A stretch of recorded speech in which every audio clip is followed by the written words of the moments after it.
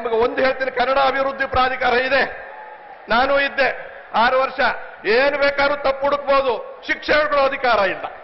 ಶಿಕ್ಷೆ ಕೊಡೋ ಅಧಿಕಾರ ಇಲ್ಲದೆ ಇದ್ಮೇಲೆ ಅಧಿಕಾರಿಗಳನ್ನು ಶಿಕ್ಷಿಸೋರು ಯಾರು, ದಂಡಿಸೋರು ಯಾರು? ಮುಗಿಸ್ತಾ ಇದ್ದೀನಿ, ಯೋಚನೆ ಮಾಡಬೇಡಿ.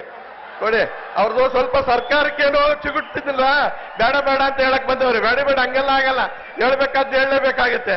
ಅಲ್ರಿ, ಹುಡುಗರು ಫೇಲ್ ಆಗ್ತಾರಲ್ಲ, ನೀವು ಸ್ಕೂಲ್ ಸರಿಯಾಗಿ ಇಟ್ಟಿದ್ರೆ ಹುಡುಗರು ಯಾಕೆ ಫೇಲ್ ಆಗ್ತಿದ್ರು? ಯೋಚನೆ ಮಾಡ್ಬೇಕಲ್ವಾ?